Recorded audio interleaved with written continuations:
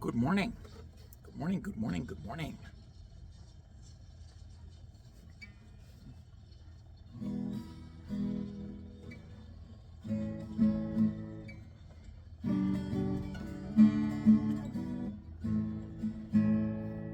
And I'm out of tune.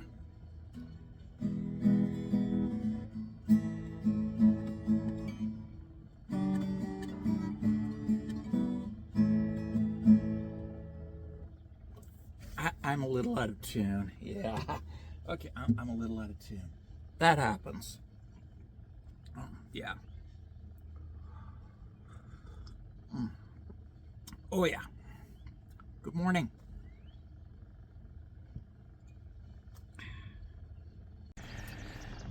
Yeah, so I have just been assured on Twitter by somebody who says that they used to be an atheist that I, as an atheist, must necessarily worship Satan and follow Satan and obey Satan.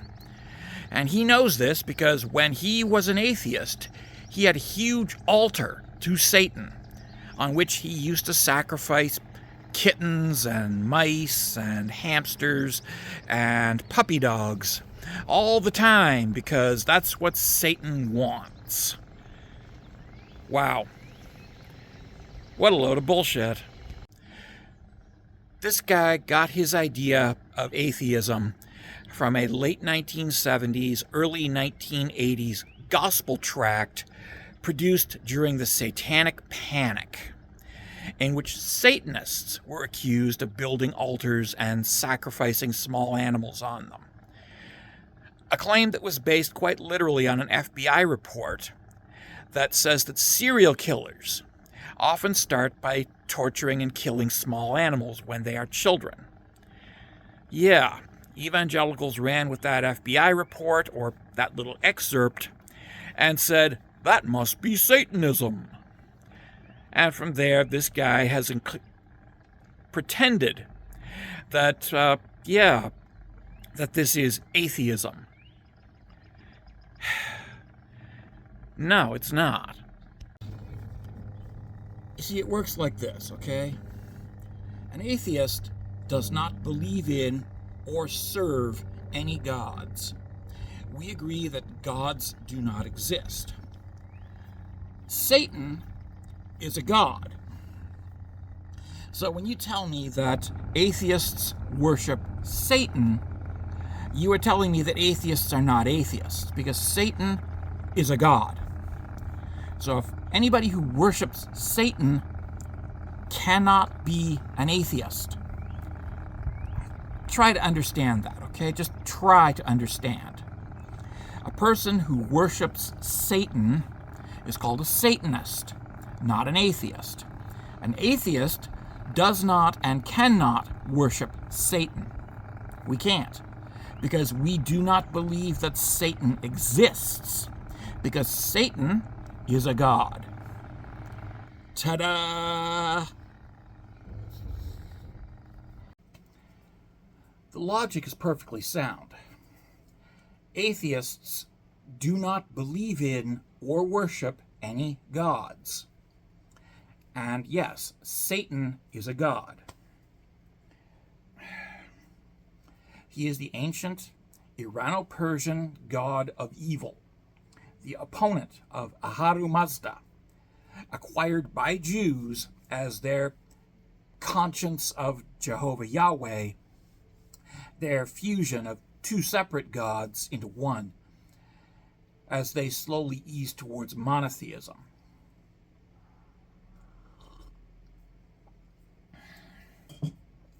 Satan became the conscience of the Jehovah Yahweh, the voice of reason that was to be aggressively ignored because Jehovah Yahweh was just bigger, badder, and meaner and had to be obeyed. And this was, let's be honest, the logic of early Judaism, and unfortunately, a lot of modern Judaism too. Yeah. Our God is the crazy God. Therefore, we will kill everybody in his name in order to appease him, so he will not kill us. It makes sense, but I'm digressing. For me to believe in Satan means that I have to believe in a God, and I don't believe in a God. Therefore, I cannot believe in Satan. I certainly cannot worship or serve or follow Satan. And yeah, atheism means we don't believe in any gods. Again, reiterating this point. For all the evangelical fundamentalists in the back who have got their "I used to be an atheist once too" sermon all practiced and rehearsed so that they can win us over by making us feel like they have something in common with us. And yes, it is a standard tactic to say, "I used to be an atheist once," and then to make up all kinds of batshit crazy stories about what you've been told an atheist is by people who've never met an atheist. Because, well, yeah, evangelical fundamentalists are like that. They don't do their research. They just make their claims and expect to be believed without question. Because, yeah, that's how they're treated in church. Everybody is treated as though they know everything. But that's another thing with atheism, is we don't run on this premise of the premise of just believing whatever bullshit we're fed. I mean, I know this is something that you tell us, that we believe everything that we are told, but the truth is that we don't. In fact, we believe very, very little. Mostly we want evidence, we want facts, we want to not be led down the garden path by our noses. We want the truth. And that's how we arrived at atheism in the first place. By quite literally investigating our faith as Christians and arriving at the conclusion that our faith as Christians was founded on nothing. Just nothing. Vapors, bullshit, mythology, fairy tales, legends. Nonsense.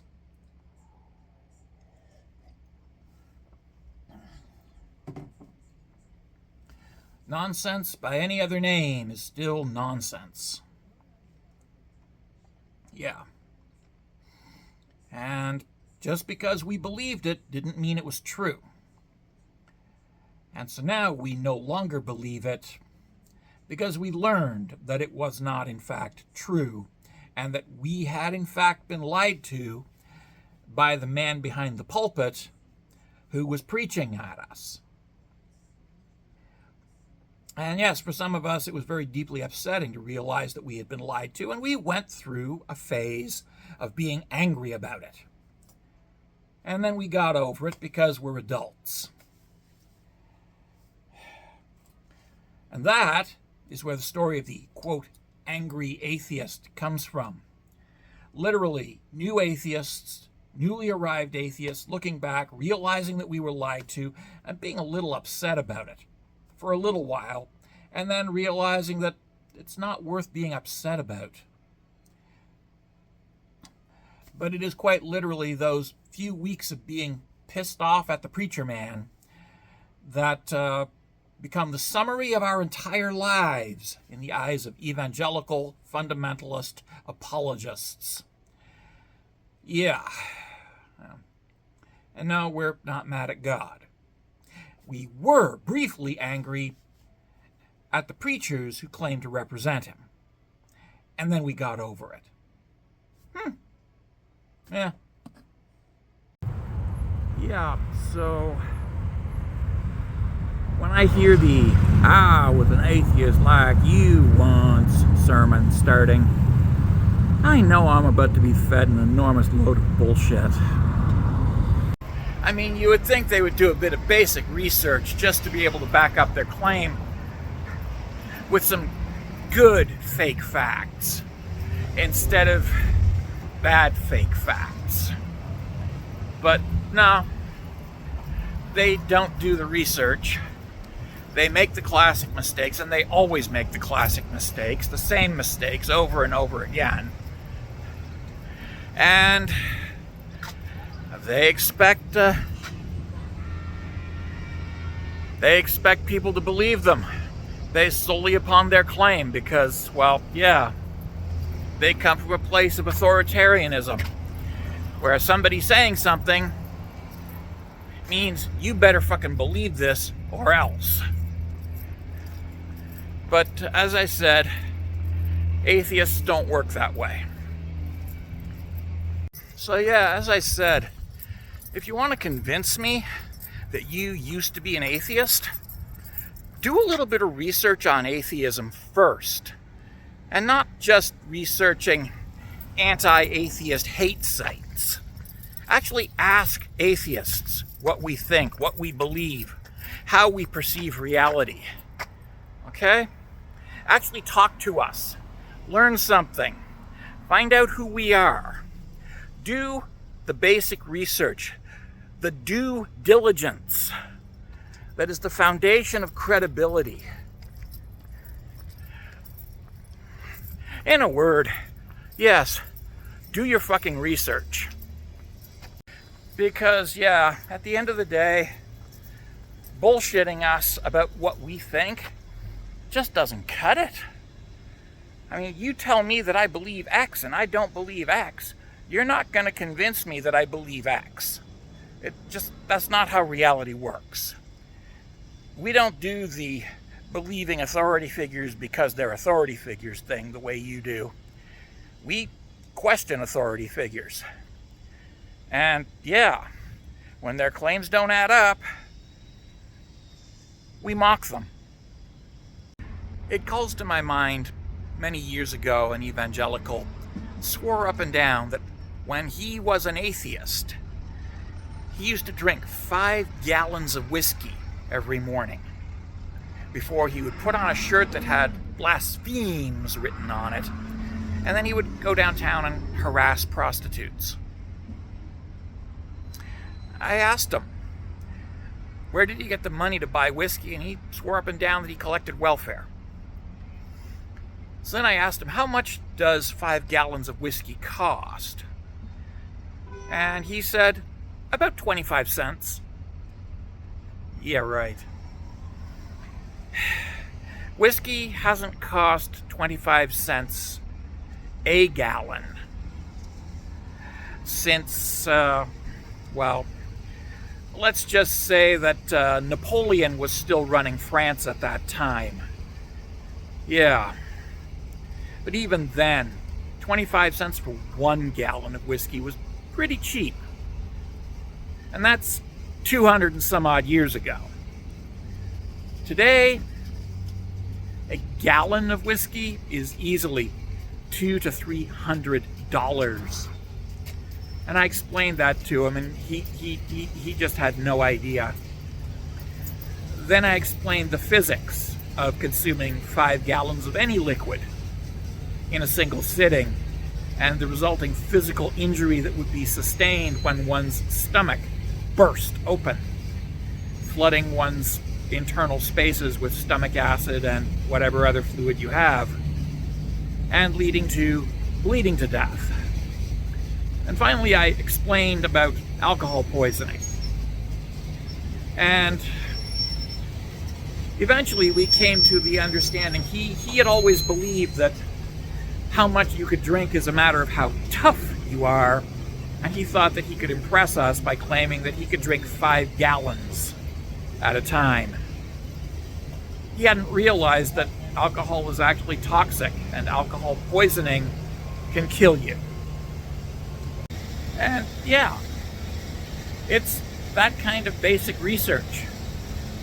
Finding out how much whiskey costs and how much fluid the human stomach can handle before bursting.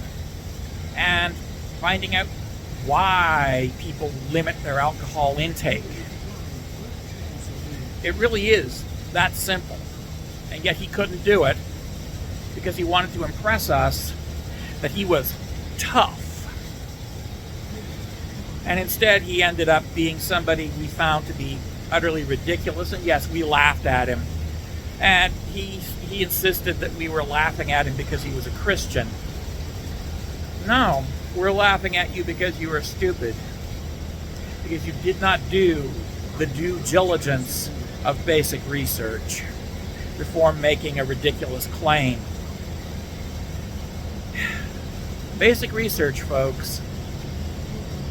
So, yeah, if you're an evangelical fundamentalist and you want to try to win over some atheists by claiming that you used to be an atheist, yeah, do some research.